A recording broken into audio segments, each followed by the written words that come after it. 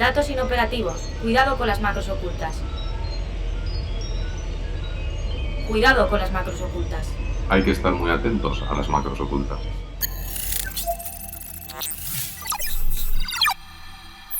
Cuidado con las macros ocultas, un podcast de 480.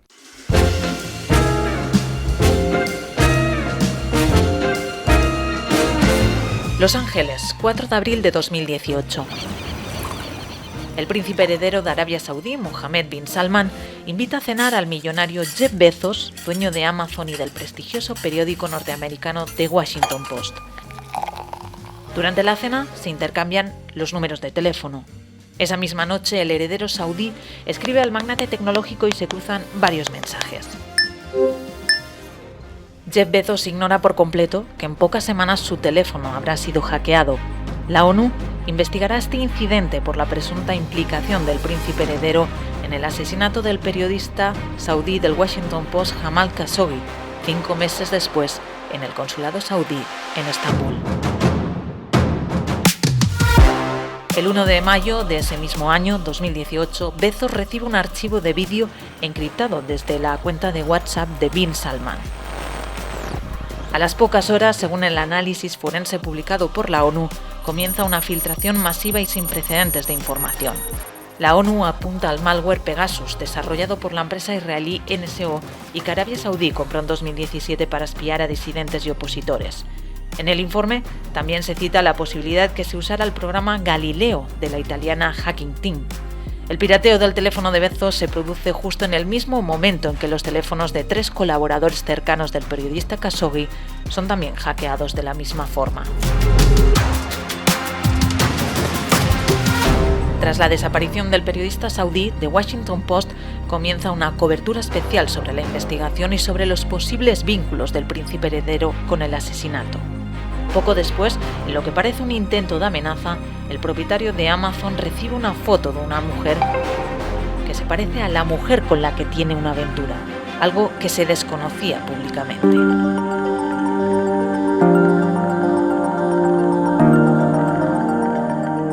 Uno de los hombres más ricos del mundo y magnate tecnológico ha sido víctima de un hackeo, supuestamente de un software espía. La investigación internacional Proyecto Pegasus, en la que participaron más de 80 periodistas de 17 organizaciones y 10 países diferentes, reveló en julio de 2021 que se habían filtrado 50.000 números de teléfono entre jefes de Estado, activistas y periodistas. Soy Bárbara Villuendas, bienvenido y bienvenida a nuestro Control Macro. Cuidado con las macros ocultas. Un podcast de 480. Hemos arrancado con un caso extremo de malware espía, pero lo que está claro es que los móviles se han convertido en la puerta de entrada de muchos ciberataques. En España, según datos de Hiscox, cerca del 49% de los ataques entran a través de los teléfonos móviles, tanto de los de empresa como de los personales. Pegasus, ese spyware del que se habla mucho últimamente porque supuestamente habría hackeado los móviles de 60 dirigentes catalanes independentistas, es el mismo software que infectó el móvil del periodista español Ignacio Zembrero. Durante muchos años fue corresponsal del País en Marruecos y ahora escribe para El Confidencial. Ignacio nos ha contado cómo y cuándo se da cuenta de que su teléfono ha sido hackeado y qué consecuencias le ha traído. Yo no soy consciente en ningún momento hasta mayo del año pasado de que puedo tener infiltrado, contaminado el teléfono por un malware dedicado a espiarme.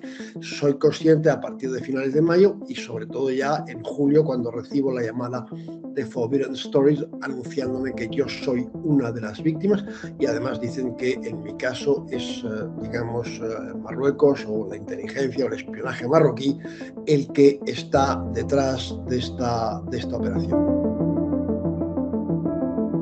La primera llamada de atención la tuve a finales de mayo, cuando en un periódico marroquí de estos que no lee nadie, pero que se supone que tiene una afinidad con las autoridades, vi un artículo criticándome yo diría que prácticamente insultándome, como se han publicado muchos a lo largo del año pasado en Marruecos sobre mí, pero este tenía la particularidad de que se hacía eco de algunos WhatsApp que yo había intercambiado con autoridades españolas.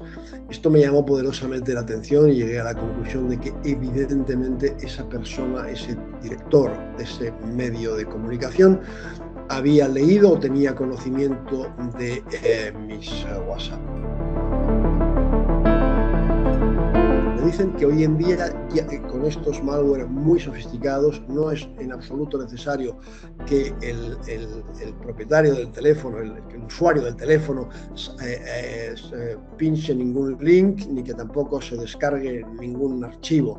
Basta con que reciba una llamada perdida de WhatsApp, y a través de esa llamada perdida de WhatsApp de un teléfono desconocido se puede introducir el malware en el móvil. Yo, desde luego, sí soy consciente de haber recibido más de una llamada perdida de WhatsApp de números desconocidos.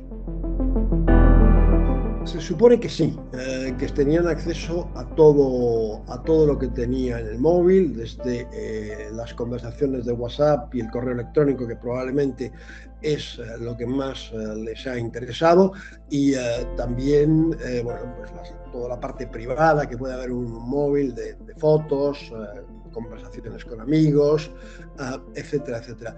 Lo que también me han explicado es que cuando logran introducirse con un malware en el móvil, la prioridad, antes que empezar a leer conversaciones, etcétera, es robar la agenda telefónica, y a partir de ahí examinar qué otros teléfonos pueden ser objetivo de Pegasus o de algún otro malware.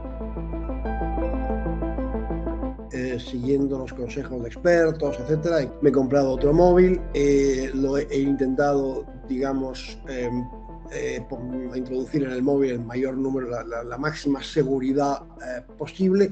Yo diría que te puedes brindar durante un tiempo, pero a la larga, si alguien está empeñado y tiene medios para ello, en introducirse en tu móvil, lo logrará. Al final, uno de los expertos me dijo, mira, me dieron una serie de opciones de móviles que me podían comprar, que se consideraban que eran los más seguros del mercado. Alguno era caro, alguno otro era muy barato, curiosamente. Al final un experto me dijo, mira, lo mejor que puedes hacer es comprarte un móvil barato y cambiar cada año de móvil. Y creo que ese es probablemente el mejor consejo que me han dado. A través de la Fiscalía en Madrid puse una denuncia, que ha sido desgraciadamente archivada, aunque todavía no se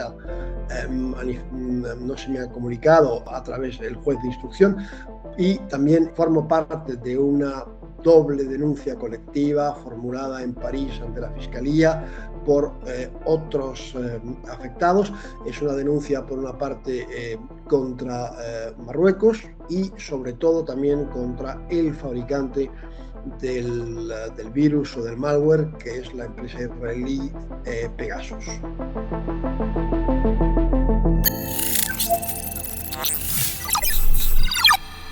Hoy tenemos en nuestro control macro a Fernando Ramírez. ¿Qué tal? Bienvenido. Muchas gracias por acercarte a nuestro control macro. Claro, Bárbara, encantada y muchas gracias por contar con mi participación. Vamos a presentarte. Eres CEO de Hispasec, una de las empresas, o podríamos decir la empresa de servicios de seguridad más longeva de España. Tienes casi 15 años de experiencia en el sector. Hispasec es la empresa que desarrolló VirusTotal, comprado en 2012 por Google, y podríamos decir que es el germen, el embrión de que ahora Google vaya a instalar en Málaga el Centro de Excelencia en Ciberseguridad. Fernando, lo que acabamos de escuchar parece un fragmento de una película de espías, pero no es ficción, es realidad. ¿Crees que somos suficientemente conscientes, las personas, las empresas, de los riesgos de los móviles, de que realmente podemos estar llevando un espía en el bolsillo? Bueno, el espía lo llevamos. O sea, al final, si utilizamos Facebook, utilizamos la suite de Google, ¿no? Tenemos que saber que todo lo que es gratis lo pagamos de alguna forma, ¿no? Y en estos casos lo estamos pagando con nuestra información. El tema de la ciberamenaza quizás es más... no lo conoce todo el mundo, Y sí que podemos hablar de dos tipos de amenazas: la que intenta robar información, la que estamos sujetos cualquier persona que tenga un dispositivo, y después la ciberamenaza que puede tener una persona que tenga cierto grado de influencia, que tenga dinero, que tenga poder, ¿no? Que digamos están utilizando una serie de armas, ¿no? De ciberarmas, que están solo tienen acceso a algunas potencias, ¿no? Algunos, digamos, centros de inteligencia, ¿no? Y eso no tendríamos por qué sentirnos objetivos todos, porque no lo seríamos de esas ciberarmas como puede ser Pegasus, ¿no? Hay muchísimas. Pero existen otras que sí que el usuario tiene que estar concienciado, ¿no? De que al final existen otra serie de amenazas, como puede ser un troyano bancario, que existe para dispositivos móviles, para robar los dobles factores de autenticación, que es así que tendríamos que tener concienciación todos, ¿no? Ahora hacías esa distinción, pero realmente en el móvil lo podemos llevar todo: el banco, la asistencia sanitaria, también accedemos a información del trabajo, a información personal, al correo electrónico, también al ocio. ¿A qué riesgos nos exponemos? Pues digamos que toda la información que nosotros, o sea, toda la información que albergamos en el móvil, y la información puede ser que la estemos albergando en otro teléfono, como en muchos casos hay aplicaciones de seguros médicos, ¿no? Que incluso nos descargan informes médicos y tal, hasta la información de acceso a otras plataformas, ¿no? Como puede ser el banco, ¿no? Todo eso es susceptible, a través de una manipulación, a través de un programa malicioso, de ser sustraído, ¿no? De hecho, hace poco escribí un artículo en un periódico que decía que estamos creando el caldo de cultivo para tener una pandemia a nivel... De hecho, esto lo escribí incluso antes de la pandemia que nos ha tocado vivir, ¿no? Y me imaginaba un caldo de cultivo idóneo para que se desarrolle un malware que tenga una autorreplicación a través de redes sociales, ¿no? Y que todos nuestros datos se pudieran exponer de forma pública, ¿no? Y la cantidad de información personal y privada que almacenamos en los móviles, si fuera pública para todo el mundo, pues eso sería, pues, un cambio en el paradigma de la privacidad y de cómo la vemos, ¿no? ¿Pero esto era un supuesto hipotético o puede Sí. llegar a ser real? Puede llegar a ser real porque no inventé nada. O sea, realmente un gusano, estamos hablando de un malware, digamos un programa malicioso que se autorreplica, ¿no?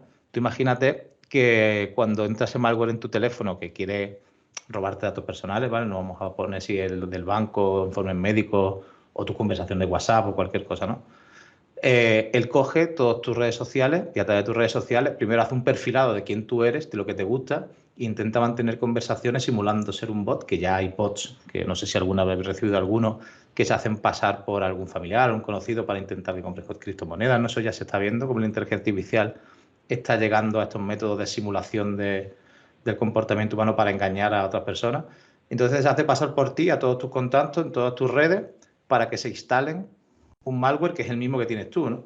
Entonces tú también haces como digamos, de punta de lanza, y ahora tú, a través de tu contacto, infectas a otra red de contactos, que ahora va a infectar a otra red de contactos, y quizás sea cuestión de horas, de pocos días, que todo el mundo esté infectado por ese malware, ¿no?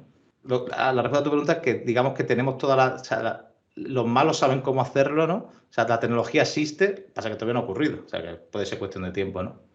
Y desde el punto de vista de las organizaciones, de las empresas, ¿cuidan suficientemente de los dispositivos móviles? ¿Las empresas protegen suficientemente los móviles? Yo creo que la herramienta existe, ¿no? De hecho, cada vez veo más como tanto Microsoft como Google, dentro de su suite de empresas, ¿no? de gestión corporativa de dispositivos, incluyen un montón de controles, los cuales podemos incluso borrar a un trabajador la información de parte de la empresa en el momento de que se vaya de la corporación.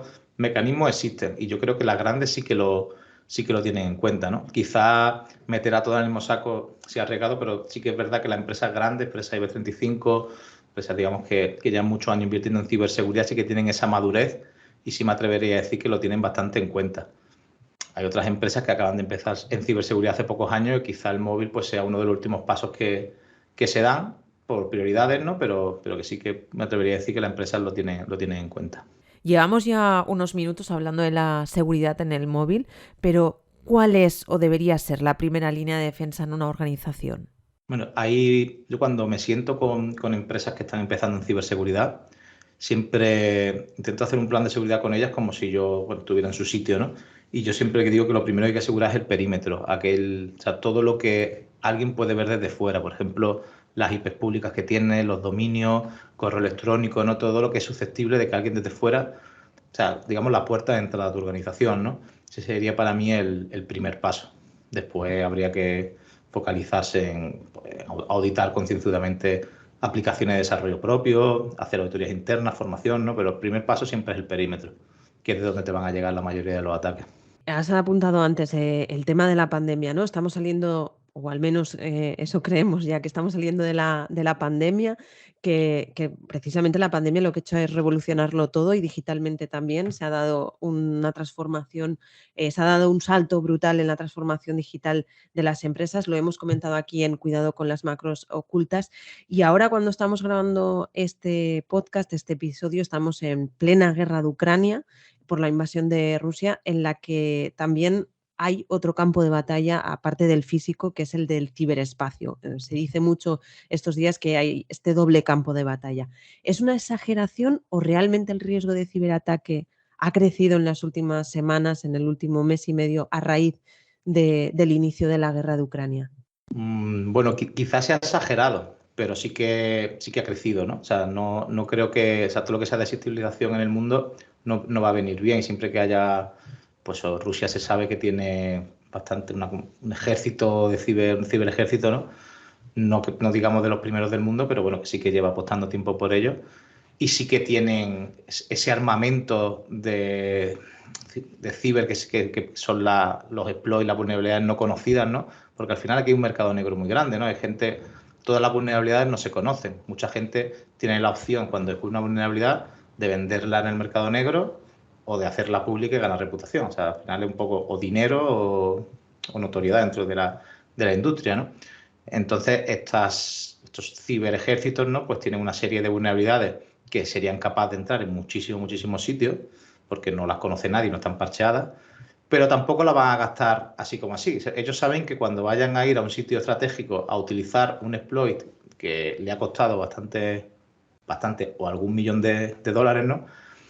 Cada vez que lo utilicen tienen el riesgo de que pueda ser detectado y que Microsoft en este caso, o la empresa que fuese, se diese cuenta, lo parcheara y ya ese exploit o esa ciberarma deja de valer. Entonces tampoco ellos van a ir gastando eso, ¿no? O sea, digamos que cuando hablamos de ejército no estamos hablando de que van a ir a hackear la página web de cualquier sitio y nada, sino que van a ir a un objetivo que teóricamente va a estar bien securizado y a no ser que utilices esta ciberarma no vas a poder entrar. Entonces tampoco ellos van a ir gastándolo indiscriminadamente, ¿no? Y en el marco de esta ciberguerra, leía en la newsletter de Mixio, de la que ya hemos hablado en alguna ocasión, hemos mencionado aquí en Cuidado con las macros ocultas, leía que los hackers ucranianos han lanzado spam telefónico masivo, creando bots para informar a los rusos de la guerra. Ya sabes que Putin ha prohibido la utilización de la mención guerra para referirse a la invasión de Ucrania. Pero yo me pregunto, ¿por qué los móviles? ¿Están formando también parte de batalla en esta batalla que se libra en el ciberespacio? ¿Por qué los móviles? Porque el móvil lo tiene todo el mundo. Mira, hay un caso que quizás sea más impactante mediáticamente del que comenta. La tensión que vive o guerra, ¿no? Que vive Palestina con Israel. Está claro que Palestina no tiene ningún ejército que pueda medirse contra Israel y en el caso ciber igual, ¿no? Pero sí que hay mucha gente afín a lo que pasa con Palestina, ¿no?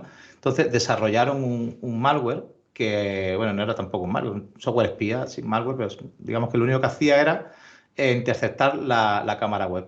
Se hacían pasar en redes de liguen, en redes de contactos, por chicas y los militares israelíes pues accedían, pues sí que me quiere ver por webcam y le instalaban un pequeño malware que lo que hacía era hackear la cámara de los dispositivos y de esa forma el gobierno, los atacantes, digamos, la gente de Palestina podía ver instalaciones por dentro y ubicación de donde estaba, como eran las bases israelíes, ¿no? Y eso se descubrió, ¿no? Salió a los medios y tal. Entonces, ¿qué quiere decir? ¿Que ellos eran grandes hackers los palestinos? No, básicamente cogieron un software de que podía ver una cámara, lo engañaban haciéndose pasar por chicas, los otros le daban a siguiente, aceptar, le daban los permisos, pues se pensaba que iban a hacer una webcam y lo que estaban era grabando, ¿no? Entonces, en este caso, lo que me comenta es algo similar. No hay un perfil técnico muy elevado en lo que están haciendo ellos, pero lo que están haciendo un poco, oye, que te voy a compartir para que los rusos también vean lo que está pasando aquí, para que el ciudadano ruso, ¿no? O sea, no lo veo como un ciberataque, lo veo al final como estrategia, pues de proliferación de información, no sabría cómo sí, etiquetarlo, ¿no? una táctica más dentro de esta... La táctica, exactamente, táctica de guerra, sí. Nuestro rostro, nuestros ojos, nuestra huella dactilar o incluso la manera en la que nos comportamos en una página web, cómo navegamos, son elementos que se utilizan en la biometría como soluciones de identificación. Durante unos minutos ponemos el foco en esta tecnología, en sus características, usos y beneficios. La biometría es un rasgo único en cada persona. Esos rasgos únicos que nos da la genética, el hecho de que somos hijos de un padre y de una madre a nivel biológico.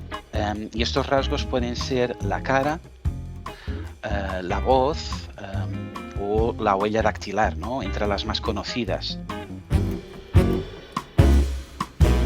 Me llamo Nuno Ferreira Martins y actualmente desarrollo funciones de desarrollo de negocio y de partnerships a nivel global dentro de lo que es FaceFi. La más conocida, pues la de la huella dactilar, que incluso no es solo de un dedo, puede ser de los 5 dedos o de los 10 dedos. Hay otras. Y la biometría del comportamiento, por ejemplo, se usa mucho también en banca. Y lo que analiza es, por ejemplo, cómo se mueve, vamos a decirlo así, dentro de su banca electrónica, por ejemplo. Cuando se conecta, pues suele ir a ver el extracto de su cuenta, suele hacer del día tal al día tal una serie de transferencias, suele efectuar este tipo de clics o mover el ratón en esta dirección y tal. Y entonces eso se utiliza mucho también por la banca porque es un filtro más, ¿no? Y las biometrías, de hecho, se van complementando. Su objetivo es realmente permitir verificar la identidad de alguien y en nuestro caso la identidad digital. Realmente no hay un sector donde la biometría no tenga cabida. La banca puede que haya sido el sector que más ha empujado por una necesidad intrínseca, ¿no? Pero también estamos hablando, por ejemplo, de transporte y acordarnos del fatídico 11S, ¿no? Que cambió todo el mundo y la forma de viajar que teníamos.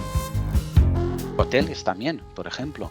Algo muy interesante que tenemos con algunos clientes nuestros es que tienes tus vacaciones soñadas y maravillosas de un mes entero en un paraíso tropical y puedes hacer el check-in en el hotel desde el salón de tu casa 48 horas antes, igual que haces con el avión. Zonas o áreas con acceso de centenares o incluso miles de personas, como puede ser un estadio, que por ejemplo ayuda al Club de Valencia a saber quién está dentro de su estadio. ¿Es realmente la persona que paga o ha comprado una entrada o paga el abono? ¿Está sentada donde tiene que estar y no en otro sitio que no le corresponde? La gran ventaja es que realmente asegura que tú eres tú y estás usando algo que es intransferible, algo que no puede ser robado, ¿no? Como por ejemplo una contraseña o una tarjeta de acceso o un PIN.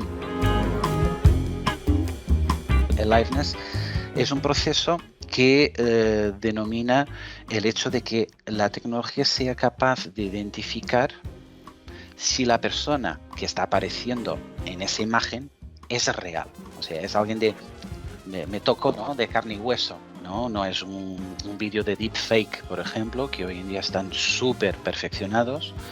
Tiene que hacerse una serie de procesos de análisis y de inteligencia artificial y de machine learning que están por detrás de todo eso, que te permitan que tú solo sostengas el móvil, hagas un selfie sin cualquier tipo de exigencia de movimiento ni nada, ¿okay? Y la máquina sea capaz de identificar que tú eres tú, pero que además que tú eres real.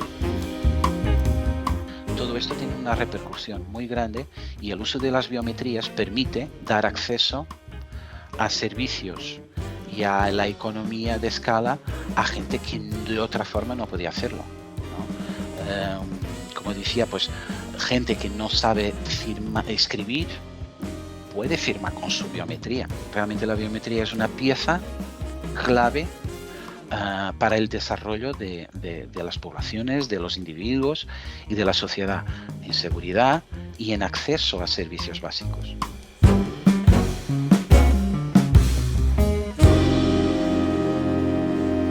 Fernando, volvemos contigo. Nos decía Nuno Ferreira Martins de Facefy que las soluciones biométricas han extendido a muchos sectores, sobre todo a raíz de la pandemia, porque además son una tecnología sin contacto que facilita la accesibilidad además a los servicios digitales. ¿Vamos a ver cada vez más este tipo de soluciones como una capa extra de seguridad? Sí, yo creo que al final es la mejor manera, no voy a decir la única, la mejor manera de protegernos ante ataques, por ejemplo, de phishing que tenemos, ¿no?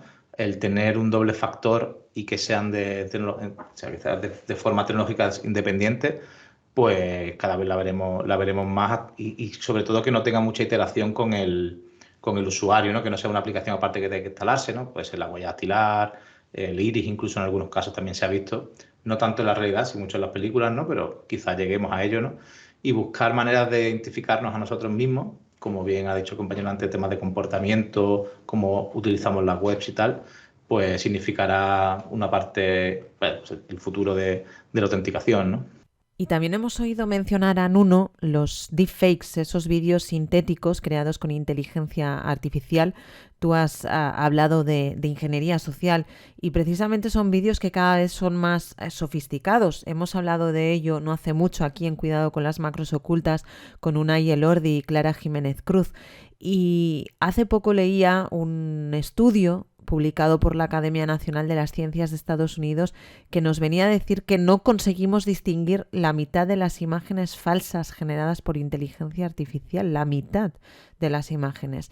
Y a través de las voces clonadas también sabemos que ya se han conocido algunos casos de estafas millonarias, estafas muy abultadas. Desde el punto de vista defensivo o preventivo, ¿qué pueden hacer las organizaciones para detectar o para protegerse de este tipo de contenido? Pues yo creo que lo que comenta Bárbara quizás sea una empresa que debamos de crear en el futuro. Yo creo que a día de hoy es muy difícil, no podemos hacerle un test de Turing para ver si hay una máquina detrás a un vídeo, ¿no? No, si tuviéramos quizás a esa persona falsa delante, sí que podríamos tener bastantes mecanismos para identificarla, pero un vídeo que ya está grabado es complicado. Y quizá que haya un negocio para el futuro, ¿no? De saber cómo diferenciar estos deepfakes y seguramente haya que perfilar muy bien a esas personas para poder después identificar si son reales o no, ¿no? Ya que hablamos de contenido sintético, no sé si realmente se le llamaría contenido sintético, pero últimamente parece que todo el mundo tiene que estar en el famoso metaverso. No hay día que pase que no leamos, no veamos o no escuchemos una noticia relacionada con un sector X que se lanza al metaverso o que abre sus puertas al metaverso. En todo caso, a mí me gustaría preguntarte dónde queda la ciberseguridad en todo este mundo virtual que se avecina. Bueno, yo quiero pensar que por detrás todo sigue siendo muy, muy similar. No solo cambiamos el frontend, la capa externa, ¿no? Dentro de ese metaverso también habrá servidores, también habrá conexiones entre API. Quizás cambiará la estética, ¿no? Pero por dentro las tripas serán muy parecidas y para los que nos dedicamos a la ciberseguridad, no quiero decir, voy a decir que a los hackers, ¿no? No me quiero tampoco meter en ese grupo de personas, pero digamos que los hackers para ellos lo seguirán viendo todos igual como uno y como ceros y no cambiará mucho para ellos. Está claro que no hay que convencer a nadie de que la seguridad debe ser una prioridad para las empresas, lo hemos comentado, están concienciadas en un grado o en otro, pero la ciberseguridad ya forma parte de una prioridad para cualquier organización. Lo muestran los datos de inversión. En España se prevé que este año crezca un 7,7%, este 2022, según datos de IDC. Eran previsiones anteriores a la guerra de Ucrania. Veremos también cómo condiciona esto todo la inversión. Y la seguridad del Internet de las cosas es la preocupación número uno para muchas organizaciones. ¿Por qué es tan necesaria una cobertura integral que también contemple este tipo de sistemas? Digamos que necesario es igual que en cualquier otro ámbito. El problema es cómo se ha gestionado el tema de los IoT, ¿no? Tú en tu ordenador ya no estás tan pendiente a las actualizaciones, ¿no? Se te actualiza solo, un software super actualización, hay un fallo de seguridad, ya no tenemos que estar como hace 10 años pendiente de tener el sistema actualizado, ¿no? Eso ya un poco el usuario lo vive con mayor relajación, pero es que la lavadora no se actualiza, ¿no? O no sé, o cualquier dispositivo IoT no tienes ese ciclo de actualización. Lo compras, tienes un fallo, el fallo se descubre y el fallo se queda ahí. No hay manera, o sea, hay determinados dispositivos que sí que se pueden autoactualizar, la gran mayoría no, y hay otros dispositivos que sí que tienen actualizaciones que tienes que ir tú manualmente a hacerlo, ¿no? Yo creo que el problema es más del ecosistema, de cómo se ha gestionado la seguridad de estos dispositivos en diseño o cómo no se ha querido hacer de otra forma por costes o simplicidad. También son software mucho más livianos tecnológicamente de lo que es un portátil a día de hoy, un dispositivo móvil que tenemos, y por ello pues al final está arrastrando estos problemas y por eso tiene esas preocupaciones, ¿no? Pero al final es igualmente problemático que cualquier otro, o sea, que el sector IT. O sea, que el sector IT, perdón. Tú hablas de lavadoras, ¿no? Pero este año en la RootedCon se ha demostrado cómo pueden ser hackeados los contadores de la luz. Y leía, por ejemplo, en el libro de Esther Paniagua, Error 404, incluso cómo el termostato de un acuario sirvió para que los hackers accedieran a la base de datos de un casino. Claro, pues como todo lo que se conecta a Internet, al final está conectado a la red local de esa empresa. En este caso del acuario, bueno, primero hablando del caso de los contadores, esto yo ya lo he escuchado hablar hace ya 15 años, que ya en Estados Unidos estaban empezando a poner los primeros contadores inteligentes, que pasaba el coche cerca y le volcaba la información. Creo que aquí en España es similar, y ya se empezó a hablar de esto. O sea que al final esto se ha diseñado también con una base de conocimiento previa de otros sectores, o sea, otros países empezaron antes, y también se han cometido fallos porque al final el fallo siempre está ahí. O sea, por mucho tú vas corrigiendo y es lo mismo. O sea, Microsoft llevará años trabajando y todavía tiene fallos, y puede ser los sistemas operativos que más medidas de seguridad tengan. Y al final la ciberseguridad es eso, ¿no? Siempre estamos solucionando fallos y cuando más medidas de protección metemos, llega alguien y se la salta, ¿no? Y referente al acuario, el problema es ese, de que los dispositivos IoT al final se están conectando y nadie repara la seguridad de ese termostato, pero lo conectas a Internet, ¿no? Y al final está conectado a esa red local que le está dando, como hablábamos al principio, ¿no? De ese perímetro que es lo primero que securizar. Si hackeo el termostato, accedo dentro de la red, ya me he saltado el perímetro, ¿no? Y ya estoy dentro y tengo dentro otro abanico de explotación diferente al que tengo fuera, ¿no? Y en este caso se hackeó ese casino, ¿no? Y en el lado opuesto se sitúa una tendencia de personas que optan por teléfonos tontos, que es la manera de llamarlos a esos teléfonos no inteligentes, ¿no? Para evitar pues tener un sinfín de aplicaciones o no estar hiperconectados, que sería el término contrario a la hiperconexión que permite el Internet de las cosas. ¿Serían estos teléfonos tontos la opción mejor para protegerse? Hombre, yo si alguien lo hace eso, no siempre sospecharé que tramará, ¿no? Que tendrá por detrás, ¿no? Porque al final es la solución, realmente es la solución para estar tranquilo. Pero también, hombre, hay que poner en la balanza, ¿no? Que nos están aportando la capacidad de gestionar no solo tareas de nuestro día a día, gestionar nuestras cuentas, te están aportando una serie de cosas que evidentemente la estás pagando, si, como hemos dicho al principio, en muchos casos con tu información, ¿no? La cuestión es que recibimos consejos, pautas, indicaciones casi a diario sobre cómo proteger nuestro ordenador o cómo, por ejemplo, detectar un posible caso de phishing en el correo electrónico. Pero, ¿qué pasa cuando hablamos del móvil? ¿Cómo deberíamos protegerlo?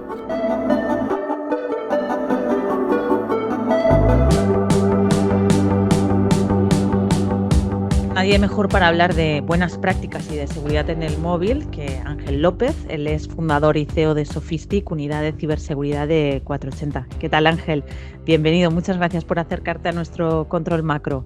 Muy buenas, gracias por llamarme, un placer. ¿Dónde está el riesgo realmente? ¿En los teléfonos personales, en los corporativos o en ambos? ¿Dónde tenemos que poner el foco los usuarios y usuarias? Bueno, el foco tenemos que ponerlo en cualquier tecnología y sobre todo entenderla, ¿no? Porque puede venir dentro de cualquier elemento de cualquier sistema de información. Bueno, puede haber una vulnerabilidad o puede haber algún tipo de riesgo.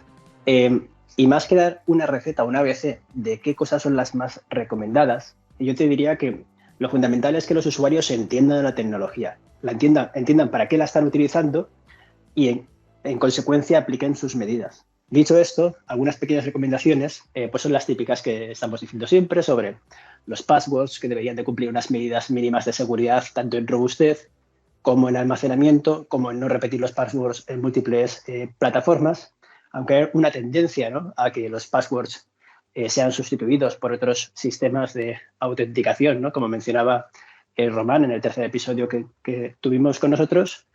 creo que hasta que lleguemos a ese punto, todavía tenemos que ser muy conscientes de cómo utilizamos esos passwords, ¿no? No obstante, el password no es el único sistema de autenticación. Tenemos otros sistemas como son el segundo factor, por ejemplo, y la biometría. Que es precisamente de lo que hablábamos hace unos minutos con Nuno Ferreira Martins de FaceFi sobre estos sistemas, soluciones de biometría que ayudan a ofrecer una capa extra de seguridad. Y en todo esto, Ángel, ¿qué tipo de tecnologías nos pueden ayudar a proteger más nuestros dispositivos? Yo diría que la primera conciencia del usuario debe de ser no confiar en ninguna tecnología. Es decir, lo que llamamos Zero Trust, que implica que asumimos que vamos a ser vulnerados y que va a haber un malware dentro de nuestro móvil capturando nuestra información o visualizando lo que nosotros tenemos almacenado, y en ese caso tomamos medidas al respecto, ¿no? Como usuario, por ejemplo, yo cifro mi teléfono móvil de manera casi automática porque el fabricante me lo permite prácticamente la instalación, pero si no confío en el fabricante y quiero cifrar la información que tengo almacenada dentro del móvil, pues ya voy a requerir de instalar una aplicación adicional. Igualmente, si quiero cifrar las comunicaciones, voy a requerir instalar una VPN. A nivel de usuario, es más entender qué elementos quiero proteger. A nivel corporativo es un poco más fácil porque hay muchas herramientas comerciales que ya permiten hacer este tipo de protección. Por ejemplo, hay muchas VPNs comerciales, tenemos sistemas de detección de amenazas, Mobile Threat Defense, dentro de dispositivos móviles que nos protegerían de malware y otras amenazas. Y tenemos una herramienta muy interesante que se llama Mobile Device Management, que nos permite dividir el móvil, por ejemplo, del usuario en dos entornos completamente separados y completamente seguros entre sí, por decirlo de alguna forma, donde el usuario, si no tiene la posibilidad de tener un móvil aparte para la empresa, podría disponer de toda su información personal en uno de los entornos sin interactuar con la información de la empresa, es decir, no tendría en teoría, ningún tipo de riesgo lo que le ocurra en ese entorno personal hacia la empresa, y al mismo tiempo el entorno de la empresa tendría una completa protección y administración gestionada por la empresa. En esta protección que nos estás comentando, el recetario más la tecnología que nos puede ayudar, ya lo apuntabas hace unos segundos, pero ¿hacia dónde van los sistemas de autenticación? Bueno, Bárbara, esa pregunta es muy interesante porque los móviles se están convirtiendo en un elemento clave para la autenticación contra cualquier servicio, cualquier sistema, cualquier entidad, y eso está ocurriendo de una forma espectacular. Está ocurriendo con una serie de cambios muy, muy interesantes. Por ejemplo, podemos firmar un contrato con completa validez legal dentro de nuestro dispositivo móvil si tenemos un certificado electrónico que nos lo permita.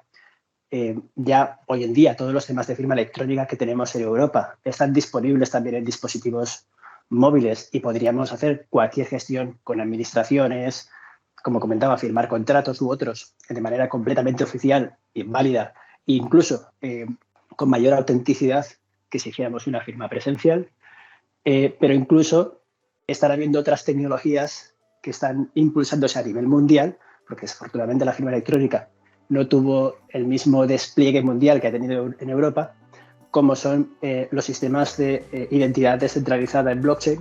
Bueno, están llegando ya, van a propagarse y va a ser posible que utilicemos nuestra identidad de forma completamente verídica, ¿no?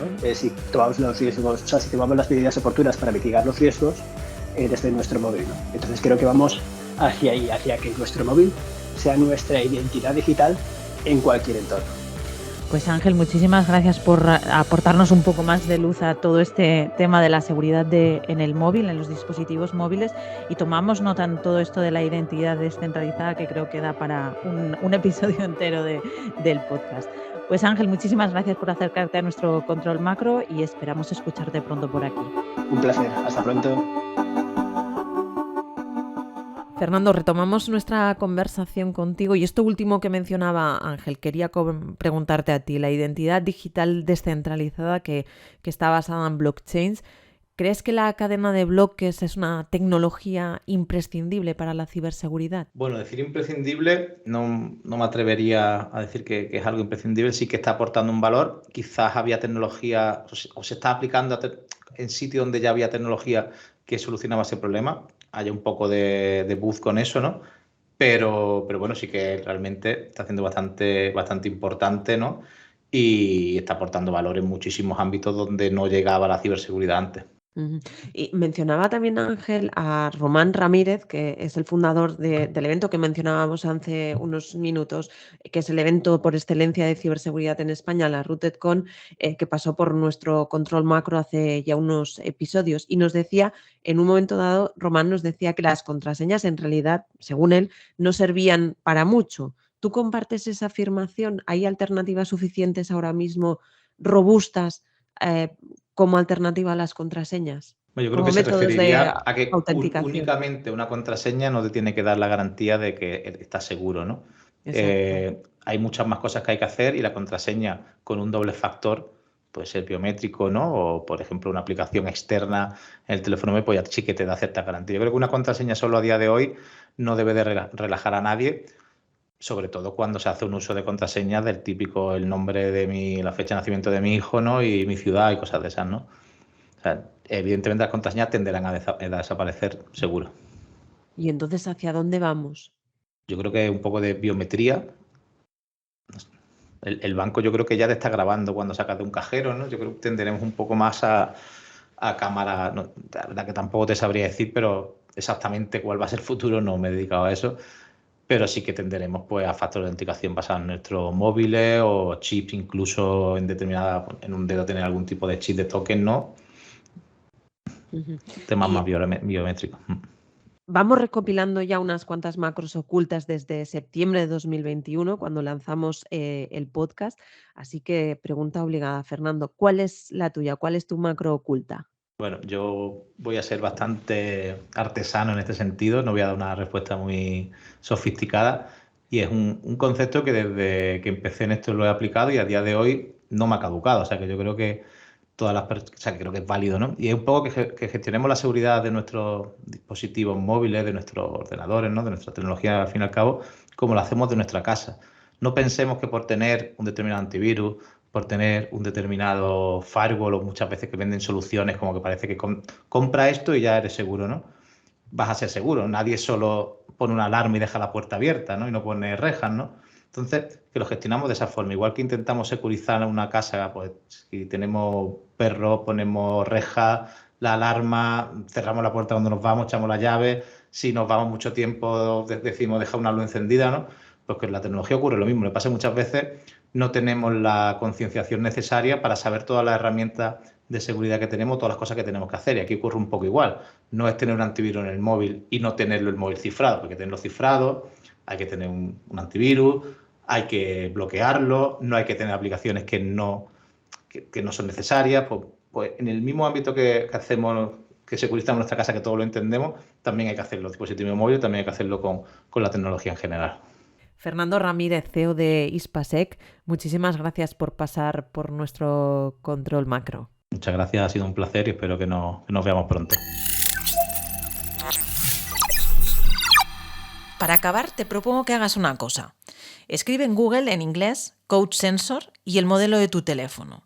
En los resultados descubrirás todos los sensores que tiene activos tu teléfono sobre ubicación, aceleración, presión atmosférica, temperatura, longitud, latitud.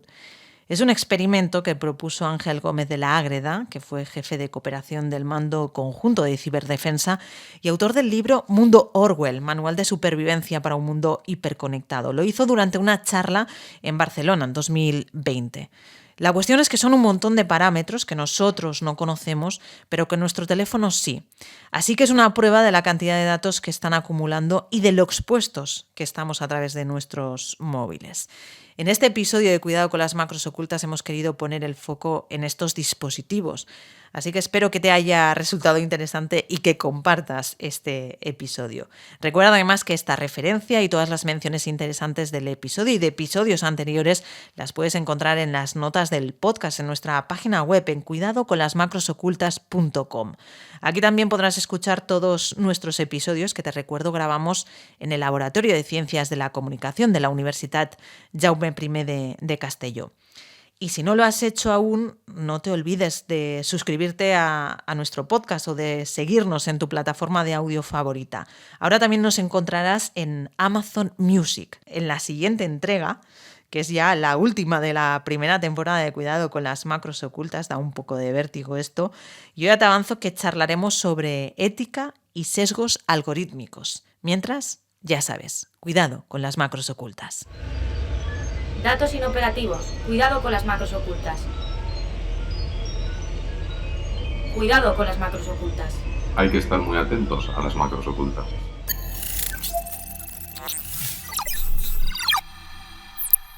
Cuidado con las macros ocultas, un podcast de 480.